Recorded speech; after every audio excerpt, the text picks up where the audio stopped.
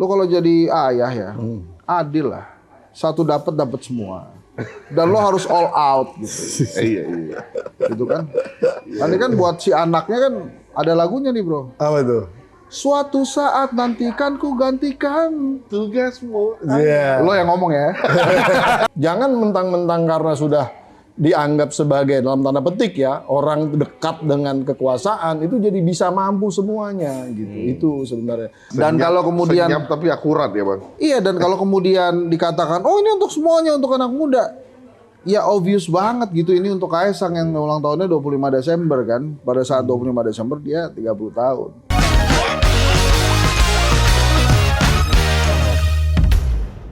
Oke, assalamualaikum warahmatullahi wabarakatuh. Apa kabar Sobat Forum? Kembali lagi ketemu bersama kami dalam program PhD 4K. Podcast hanya di sini, kreatif, kritis, konsisten, dan kocak. Seperti biasa, kami akan terus menghadirkan isu dan tema politik yang sedang hangat diperbincangkan di publik. Bagaimana dengan pekan ini? Pekan ini kami membahas terkait putusan MA yang baru saja dikeluarkan, diumumkan tepatnya 29 Mei lalu terkait syarat calon gubernur, maksud kami usia calon gubernur dan wakil gubernur yang diubah persyaratannya. Nah, seperti biasa di tengah-tengah kami sudah hadir nih narasumber yang kompeten untuk membicarakan terkait isu tersebut. Di sebelah kanan saya ada Bang Pumpidah Hidayatullah. Assalamualaikum warahmatullahi wabarakatuh. Tuan rumah PhD 4K. Tapi ini nggak di rumah ini. Oh, ini nggak di rumah ya? Nggak di sini. Ini di kafe. Di kafe. Sehat Bang? Siap, alhamdulillah. Mantap. Agak langsing ya Bang Arin. Kelihatannya begitu ya. Di sebelah kiri saya ada senior kita, Abang Dahen. Kenapa gue jadi senior? Senior lah. Enak aja, dia lebih senior dari gue. Lu lebih senior dari gue. Nah, ini kalau masalah senior, berat badan ini agak kesensitif. Jadi arahnya nggak, ini kan pembukaannya jangan mengarahkan dong. Ini bentuk Gak pretensius. Gak pretensius. Gak ada. Ada Abang Henry Satrio, pengamat politik yang di channel YouTube Forum Keadilan kita udah nggak asing lagi, udah sering kita undang. Apa kabar Bang? Baik. Makasih udah mau hadir di tengah-tengah kami. Oke, terus apa lagi? Gue nungguin tuh. Nah, nih gue nungguin. Tadi lo ngomong gitu soalnya ke Bumi. Kalau lo nggak ngomong sama gue protes nih. Coba. Lu juga kelihatan kurus kok. Saya nggak mau ngomong fisik sama Bang Henry. Bang lagi sibuk apa Bang? Lagi ya pilkada lah, siap-siap kan. Pilkada ya. Udah mulai nih ya. Iya, hampir kita jadi wakil gubernurnya Pumpidah nih kan. Nanti bakal kejadian, tenang aja. Kita jadikan. Itu akan jadi obrolan kita, diskusi kita. Ya. Oke. Kita bikin aja men obrolan gubernur, wakil gubernur tandingan. Ayo Bang. Jadi kita khusus masalah Jakarta. Tapi dia gubernurnya gue wakil gubernur. Jadi kita hajar aja tuh kebijakan-kebijakan yang nggak tepat tuh kan. Itu keren. Siap. Teman-teman produser, itu masukan Bang Henry. Silakan ditampung. Seperti biasa, Sobat Forum, tuan rumah kita Bang Pumpidah Hidayatullah akan memulai diskusi dan obrolan kita ini dengan sebuah kuis buat tamunya. Kalau bisa jawab, dapat hadiah.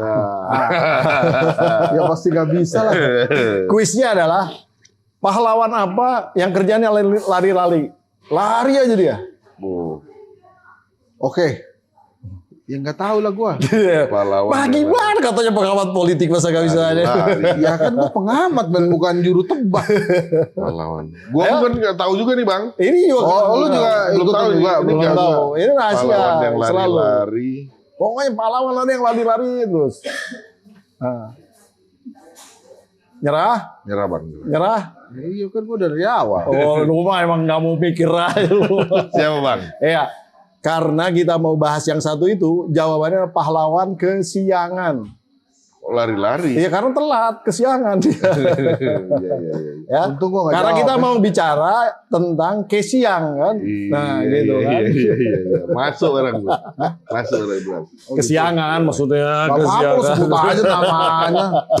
Oke Bang Bubi, mengawali diskusi kita, tadi saya udah sampein di awal pengantar, ini MA baru-baru ini mengumumkan tentang perubahan syarat nih. Iya. Buat khususnya usia calon gubernur dan wakilnya ini kok kayaknya kita kayak mundur ke kemarin ketika mau capres gitu ya. Ada keputusan tentang usia juga buat capres cawapres. Abang melihatnya seperti apa?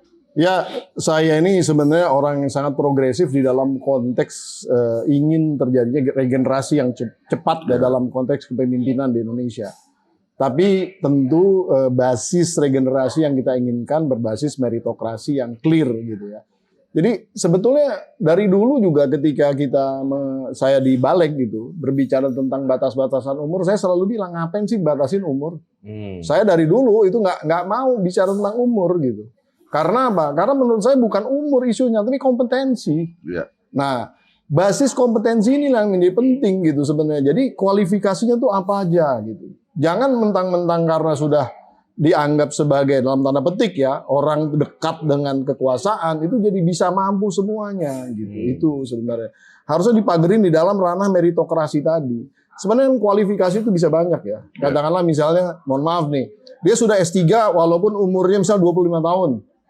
Menurut saya orang yang sudah S3 25 tahun layak menjadi gubernur, layak sekali gitu karena dia pemikiran udah di atas orang-orang pada umum standarnya gitu ya. Jadi boleh-boleh aja gitu. Tapi kalau kemudian tidak ada basis meritokrasi yang clear, nah jadi bukan karena dia umurnya muda terus kemudian dijago-jagoan, diribut-ributkan, dipopulerkan gitu. Nah, ini jadi bahaya. Nanti kita hanya bisa ditampilkan, misalnya ditawarkannya ke publik itu hanya bisa orang-orang yang memang populer aja, tapi nggak punya kompetensi pada akhirnya. Artinya kompetensi itu jauh lebih penting dibanding usia. Kompetensi, kapabilitas, gitu dan lain-lain. Gitu. Misalnya nih, tadi contoh aja ya, bukan berarti itu harus jadi syarat, enggak.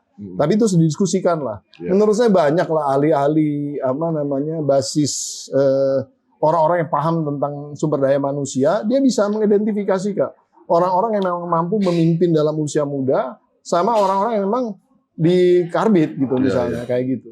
Oke, saya ke Bang Henry nih. Bang, gimana Bang Abang melihat perubahan putusan dari MA ini? Ini kan juga lagi rame nih diperbincangkan di publik ya. Ya. Yang pertama yang harus diacungi jempol adalah silence operation-nya. Silent operation. Kita nggak dengar tuh. Tiba-tiba keluar. Dan itu saya dengar kan kalau saya nggak salah itu nggak bisa dilihat di website MA. Tapi para pihak terkait itu sudah punya salinannya.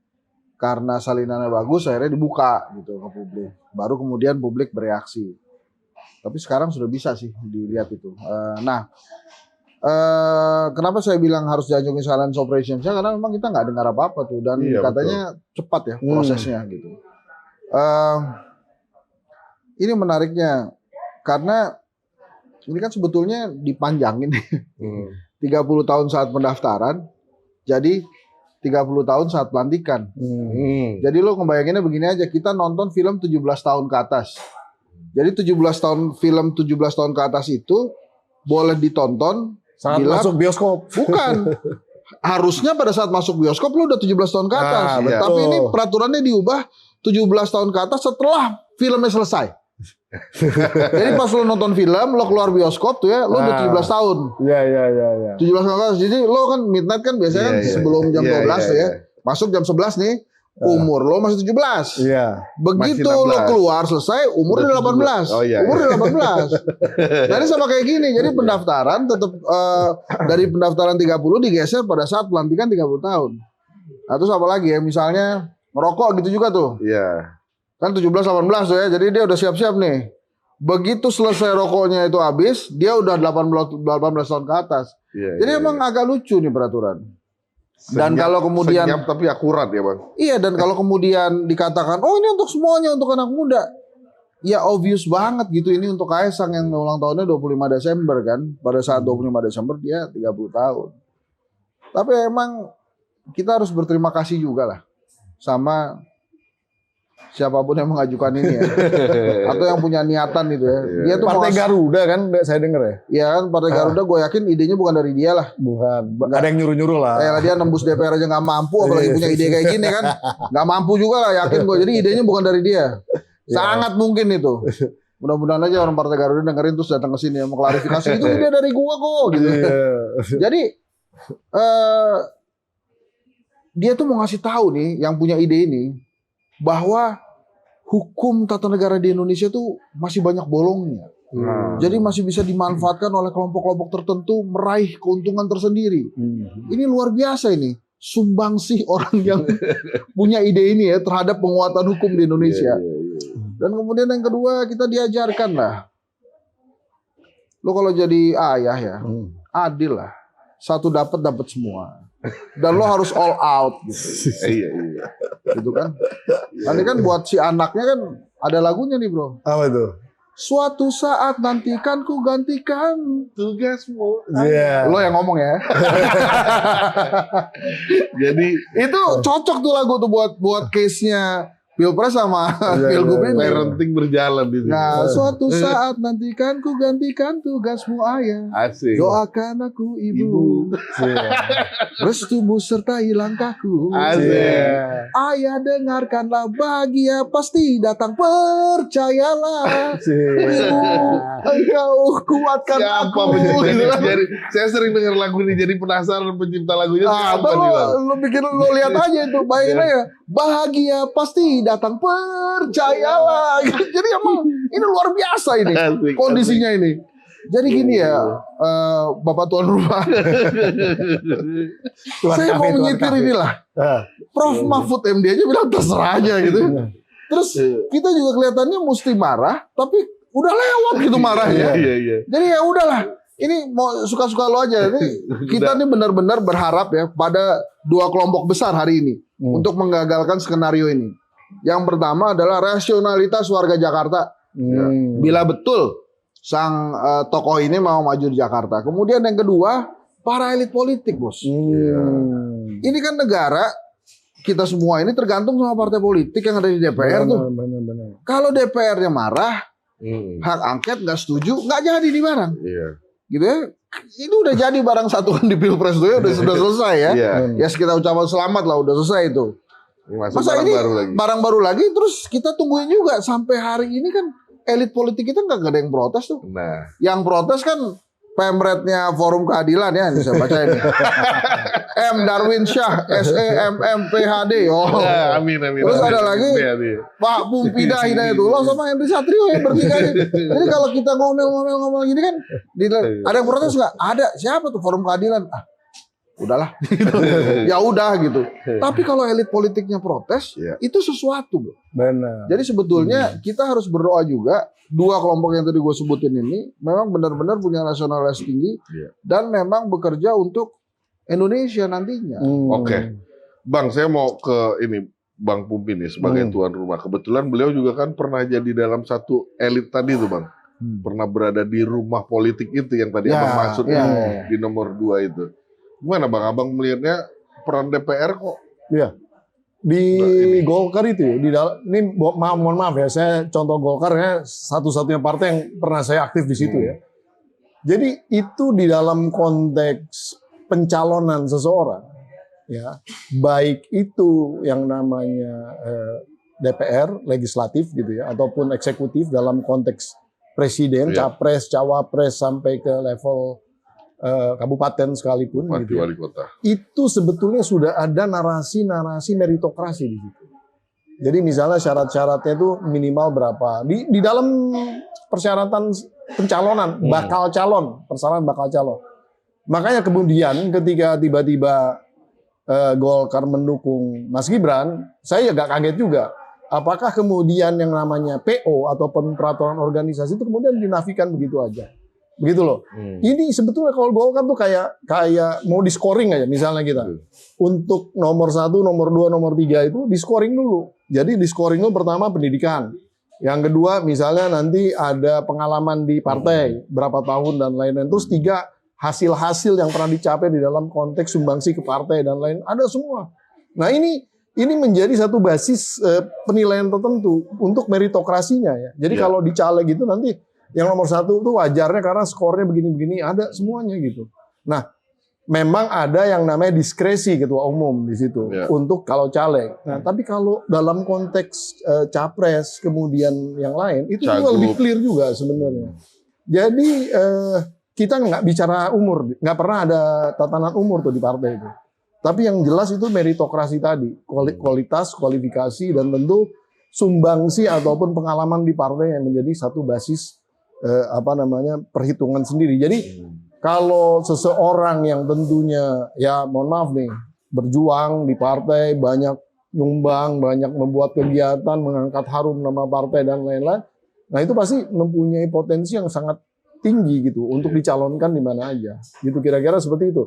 Nah, seyogianya saya rasa di partai-partai lain itu mempunyai tatanan itu gitu. Jadi kalau di dalam narasi formalnya ada. Nah, narasi formalnya ada. Ini yang tadi rasionalitas yang Bung Henry tadi bilang itu ada. Hanya ya kan kadang-kadang keputusan-keputusan ini kan dibuat secara informal dan kemudian juga selalu dengan menggunakan jalur-jalur belakang gitu kan. Bahkan ada mekanisme-mekanisme pegang buntut dan lain-lain gitu. Buntutnya dipegang lah, inilah dan lain-lain itu. Seperti itu. Jadi membuat keputusan itu nggak pernah objektif pada akhirnya. Gitu. Itu sih sebenarnya yang disayangkan. Oke, saya ke Bang Henry lagi. Ini kaitannya dengan partai, Bang. Kami dengar Partai Garuda, tadi Abang sempat menyinggung juga ya, menyebut Partai Garuda itu ngajukan gugatan. Abang melihatnya seperti apa, Bang? Apa yang mesti dilihat? Kalau di Garuda itu tua-tua ya. Enggak, apa yang mesti dilihat nih, gue juga bingung nih. Apa pandangan Abang seperti apa?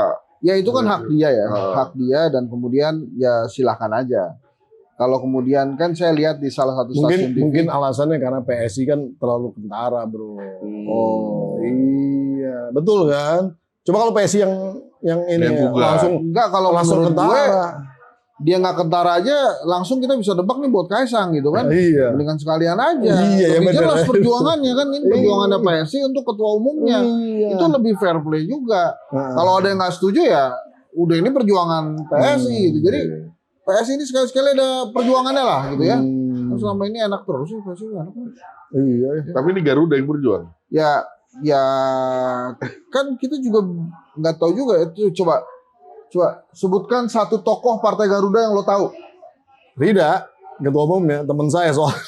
Itu kan satu doang. Iya. Coba sebutin tokoh PSI yang lo tahu, pasti lebih banyak, men. Lo iyalah. Teman-teman gua juga di situ semua.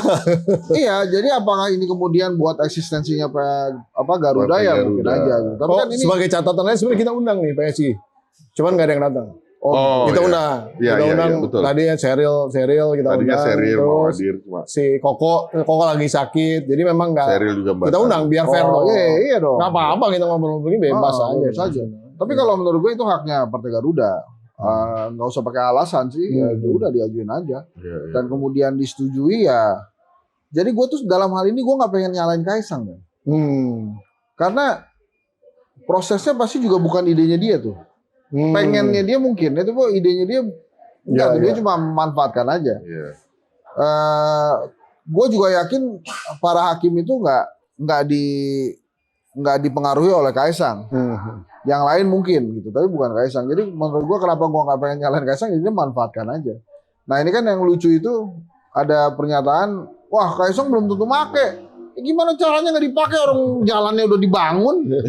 Udah dibangun susah-susah, MA-nya digebukin gitu ya, dikritisi, masa iya nggak dipakai? Ini pasti dipakai lah. Masalahnya dia mau sama siapa? Gitu ya.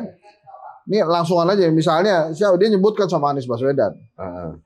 Kalau menurut gue sih itu testing the water aja. Terus kemudian yang kedua, mungkin dia mau ngalihin isu ya. Isu MA itu kan semuanya jatuhnya ke Kaisang. Dia pengen tahu lah gitu kalau pendukungnya Anies nih gimana nih, mungkin baik-baik sama gue lah kalau gue bilangnya Anies Kaisang gitu. Tapi kan Anies ini kan problem sendiri di Jakarta. Siapa partai politik yang mau ngasih tiket ke Anies? Nasdem, PKB, PDIP udah nyebut-nyebut. Nah, bentar dulu namanya Nasdem, PKB kan gue rasa berat buat mereka berseberangan dengan Jokowi dan Prabowo kan. Jadi emang sangat mungkin tiketnya kalau mau didapat dari PDI Perjuangan dan PKS. Nah, akan smooth nggak jalannya ya belum tentu juga. Jadi kalau menurut gue partai yang udah dikim nih Anies lupain aja lah. Karena yang pertama susah buat mereka berseberangan dengan Pak Jokowi dan Prabowo. Kemudian yang kedua, Anies ini kalau dikasih tiket kartunya hidup men. 2029 pasti dia lawan Prabowo. Betul. Kecuali dia udah ada perjanjian hitam putih. Tapi kan perjanjian apa dalam politik yang bisa saklek men? Nggak ada. Nggak ada. dia udah berdamai dengan keadaan, silakan aja Pak Prabowo, saya nggak maju 2029, tanda tangan, ini nggak mungkin bisa ini juga. Jadi menurut gue memang kesempatannya cuma di PDI Perjuangan dan PKS. Nah ini PKS juga menarik sendiri. PKS Jakarta pengen Anies, konon kabarnya PKS pusat nih akan dorong Sudirman Said gitu. Jadi artinya PKS sendiri juga suaranya nggak solid. iya, sementara PDI Perjuangan kalau Anies itu mungkin mereka harus memberikan pengetahuan politik secara khusus pada kader dan konstituennya bahwa Anies Baswedan ini oke nih kita dukung gitu. Gitu loh. Jadi emang agak repot juga nih sekarang dia. Jadi kalau kemudian kan katanya dari Ridwan Kamil nggak akan maju. Memang kan hitung-hitungan politiknya tadi gue denger tuh lagi ngobrol-ngobrol offline kan, kalau Anies maju Ridwan Kamil pasti dimajuin di Jakarta. Gitu karena buat Golkar nih kan. Iya. Tapi resikonya kalau Ridwan Kamil dipindahin ke Jakarta, Golkar bisa lepas tuh di Jawa Barat. Iya. Deddy Mulyadi, Harus Wandarunya PKS, atau bahkan Deddy Mulyadi sama Iwan Bule juga belum selesai kan. Nah jadi itu agak pertaruhan juga tuh. Jadi kalau Anies nggak maju, Ridwan Kamil gua rasa nggak akan dimajuin di Jakarta. Gitu. Benar. Tapi kalau Anies maju, Ridwan Kamil majuin di Jakarta karena menurut kabarnya desas-desus nih. Kata Pak Jokowi dan Pak Prabowo, menurut mereka yang bisa menandingi Anies Baswedan ini cuma RK aja gitu. Nah, jadi memang hal-hal ini tuh masih panjang nih buat Anies Baswedan dan terutama buat Jakarta. Sementara gara-gara Pilpres kemarin ada rasa baru di Pilkada 2024 ini. Yang rasa yang pertama adalah mungkin banyak banget kota kosong yang ada karena tokoh-tokoh yang sudah masuk ke DPR kan dia nggak mau keluar lagi. Dia udah berdarah-darah di pileg men. Apalagi kalau harus menghadapi orang-orang yang tangguh-tangguh, misalnya Jawa Timur, siapa yang berani lawan Kofifa? Daripada gua lawan Kofifa, I will stay aja lah di legislatif. Betul. Gitu. Ngapain? Nah itu misalnya menurut gua tuh bakal potensi kota kosong tuh di Jawa Timur tuh. Banten juga begitu tuh, Airin kuat banget tuh. Jadi juga ya udahlah biarin aja gitu. Nah ini menariknya Pilkada Jakarta. Kemudian yang kedua tentang kriteria baru yang muncul nih. Biasanya kedai kopi itu kalau survei kriteria apa pemimpin yang Anda pilih sebagai pemimpin? Berakyat, tegas, jujur, taat beribadah. Sekarang mulai muncul men, walaupun itu peringkat mulai merangkak ya, ada yang kelima, keenam, ketujuh, tapi ada satu itu kriteria itu mengganggu gua banget tuh. Akan memilih pemimpin yang memberi hadiah. Itu kusut tuh.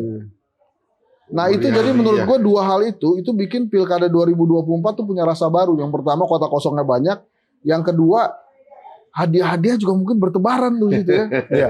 Tapi di beberapa survei yang dulu-dulu sebelum ini juga sebetulnya kalau berdasarkan hasil-hasil dari mulai 2009 itu kita selalu tes juga di itu. Apakah kalau ada orang memberikan dalam tanda petik money politik akan dipilih? Jawabannya iya. Iya, akan dipilih. Itu benar kan? Tapi lo nanyanya money politik. Tapi hadiah itu kan nggak berarti pemimpin apa? Kriteria pemimpin apa yang Anda akan pilih? Ini secara terbuka sekarang yang memberikan hadiah. Gitu. Waduh. Cuma kan hadiah itu nggak cuma berupa uang aja ya Bang. Ya, bisa macam-macam kan, tapi macam-macam itu hadiah kan. Gitu. Iya, tapi kan hadiah kan perlu duit juga kan. Perlu duit juga bikinnya. Iya. Ntar kita satu-satu nih dapat topi gini ya? Nggak tahu tuh. Kayaknya nih mah. Dia kelihatannya asik sendiri. Iya. Lu mau? Enggak, kita berdua nggak pakai jam, dia pakai jam. Abang kan pakai. Kita nggak pakai topi, emang gua nggak pakai jam. Tapi lu kan pakai itu tuh. Tapi kalau dikasih kita mau. Pakai yang begituan tuh. Iya. Ini kaitannya sama hadiah tadi nih ya. Kaitannya sama hadiah tadi. Bang Bubi, Bang Henry berkali-kali menyebut nama Kaesang nih dalam diskusi kita. Ya. Bang Bubi melihatnya gimana? Emang iya, kalau saya arah putusan MK itu benar-benar MA, sorry. Arah putusan MA itu benar-benar untuk Kaesang atau sebenarnya apa? Ya. Kalau kita lihat di dalam konteks ada operasi senyap, tiba-tiba muncul gitu pasti ada memang intention. Itu harus sudah kita pahami lah di dalam dunia politik itu tidak ada yang terjadi karena kebenaran gitu atau kemudian tiba-tiba terjadi secara natural, nggak ada lah di dalam dunia itu pasti by design. Itu harus sudah dicamkan lah sama semua pihak. Nah tinggal tadi siapa istilahnya tuh aktor intelektual ya kan kira-kira gitu. Dan tujuannya apa? Ya udah kalau misalnya disimpulkan seperti tadi, saya juga nggak akan bisa istilah mendebat itu. Feeling saya juga akan sama aja, memang mau dipakai gitu Bang. Nah cuman kan yang menarik begini, 2009 nih, misalnya ada dua orang gitu. Satu sekarang jadi wapres, satu lagi jadi mungkin jadi wagub lah. Tiba-tiba maju bareng. Adik kakak. Gue gak nyebut nama lo, gak lu yang nyebut nama. Iya, gue nyebut gue ada adik kakak maksud lu. Bisa kan? aja adik kakak, Ya bisa wapres enggak. kan, wapres terpilih Gibran men. Udah pasti. Ya, kan wapres kan udah ada, udah pasti nih kan. Kan gue bilang ada wagub nih satu lagi, kan belum kejadian. Nah, terus mereka maju bareng. Maju bareng tuh artinya jadi presiden wakil presiden atau yang satu presiden yang satu gubernur? Ya gue nggak tahu lah, pokoknya harus pasangan presiden wapres lah, bareng-bareng. Seru juga ya kayaknya. Ya kan lagu gitu. Tadi Bang. Gimana Bang? Gimana? Kan satu saat bukan kalau kelasnya Pak Mahfud bilang suka-suka dia aja kan gitu. Kan kira-kira bisa aja kejadian semua orang ya udah suka-suka dia. Iya, tapi kan ada figur yang namanya Pak Prabowo. Masa Pak Prabowo mau diem aja? Nah, Prabowo ini kan bisa kita andalkan, nasionalismenya dia tinggi. Bukan. Kita kalau Pak Prabowo kita jangan masuk ke ranah itu dulu. Kita bersimulasi di dalam ranah yang ini dulu. Kalau di dalam konteks lawan-lawannya nggak usah kita lihat dulu gitu maksudnya.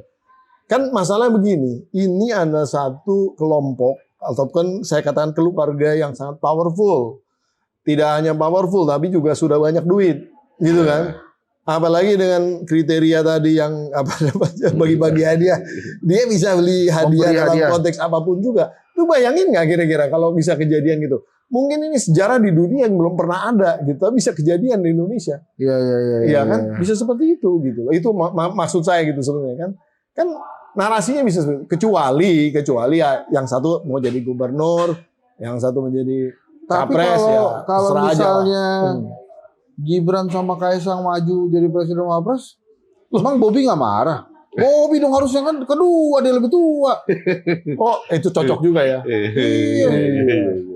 Ya Om Bimpa aja lah gitu. Tapi gini, itu kan 2029 Bang. Ya. Kita bicara yang depan mata dulu lah ya. Yang November besok nih. Nah tadi sempat nyebut nama Kaisang Bang. Kira-kira buat Jakarta atau Jawa Tengah nih sebenarnya? Kaisang. Jakarta dia udah ngomong Jakarta ya? Kan. Dia mau ngapain Jawa Tengah? Jawa Tengah tuh walaupun masih mungkin ya karena ada Pak Lutfi kan, Pak Lutfi kuat tuh. Dan didukung oleh Pak Jokowi juga tuh. Bisa aja jadi Pak Lutfi dan Kaisang kan. Jadi ini decoy aja nih di Jakarta. Ya apapun itu bro, pokoknya dia udah bisa maju lah. Gubernur ya. Gitu kalau dia milih Jakarta, ya kekuatannya ada, di Jawa Tengah juga kekuatannya ada. Kalau dia mau agak aman ya dari kritikan tajam gitu masyarakat sipil ya, dia mungkin majunya di Jawa Tengah. Jadi agak rendah tuh kritikannya. Jadi Ahmad Lutfi Kaisang gitu ya. Kalau di Jakarta sih gue menduganya Ridwan Kamil Kaisang. Oke, artinya nomor 2 ya. Nomor 2 lah, maksudnya dia nekat menjadi gubernur. Ya, siapa tahu. Tapi kan? itu juga belum final karena kan Emil itu pasti maunya kan dicalonkannya oleh Golkar ya. Dan Golkar masih belum final di dalam konteks penugasannya masih keduanya. Ada 3 ya, Zaki. Bukan maksudnya Emil dikasih 2 tugas. Jawa Barat sama DKI. Nah kalau menurut gua gara-gara itu akan indikatornya ada di Anies tuh. Tapi yang jelas kalau Gerindra kan punya kepentingan nih antara Ibul sama Demo nih kan gitu. Jadi mereka memang upaya supaya Emil ditarik sini. Karena mereka nggak akan berani ngelawan Emil di Jawa Barat. Kira-kira gitu sih sebenarnya. Dan nggak mungkin juga mereka jadi wakilnya Emil kelihatannya. Chemistry-nya nggak akan ketemu. Ada muncul satu nama belakangan ini, Zita Anjani Bang. Siapa tuh? Ketum PAN itu anaknya Zul menyarankan agar Zita Anjani berpasangan dengan Kaisang. Ada dengar nggak Bang? Pernah dengar. Tapi ya itu irasionalitas lagi ya. Kita belum pernah dengar figurnya. Yang kedua, cuma Jokowi memang melarang. Zulkifli Hasan. Ya. Apa? Pak Jokowi melarang gitu. Melarang siapa? Melarang pasangan dengan itu. Iya. Kaisang. Kaisang nggak boleh maju. Bukan Jitanya. Oh iya, Jadi- ya Pak Jokowi bener lah, masuk akal lah, ngapain Kaisang pasangan sama Ya ini kan Gita? sesuatu yang akhirnya coba-coba ya Bang. Bukan Kalau Pak Jokowi itu kalau Pak melarang Zul Pak itu- Kaisang, Mas Kaisang maju Iya, Jakarta. betul. Tapi kan itu hari ini. Pak Belum tahu Jokowi ya. kan canggih lah. Iyalah. Nonton itu kita pakai kaca lah, nggak boleh, boleh. Nggak boleh, tapi karena ada partai yang nyalonin dia nggak bisa nolak kan Nah, gitu. bahasanya Pak Jokowi biasanya kan Hmm. sudah besar, anak-anak bisa milih sendiri. Iyalah. Udah lah, lu jangan terlalu serius-serius kalau mengomentari perkataan Iya, Pak iya, Jokowi iya. itu sekarang. Iya ya. Paling enak tuh emang kita lihat kebalikannya aja gitu. Oke. Jadi nggak bisa kita ngelihat kayak kacamata kuda lurus gitu. Iya, ini IKN juga kita lihat tuh kan. Tapi sebenarnya gini loh, kita kan bicara di dalam konteks yang umur ya. Kan bukan berarti kita bicara calon-calon yang kuat di Jakarta dong. Justru sebenarnya sekarang coba kita gali. Seumur-umur yang 30-an ini ada nggak sih figur-figur yang benar-benar kira-kira moncer lah untuk jadi calon di DKI? Lu umur berapa sih? Gua 45. Nah, 45. 30 lu ngapain? Jadi karyawan gua. Nah, gua 30 masih kerja juga sama orang, Bro. Iya, Baru mau mulai bisnis. Gitu loh. Jadi memang ada orang yang startnya lebih duluan gitu.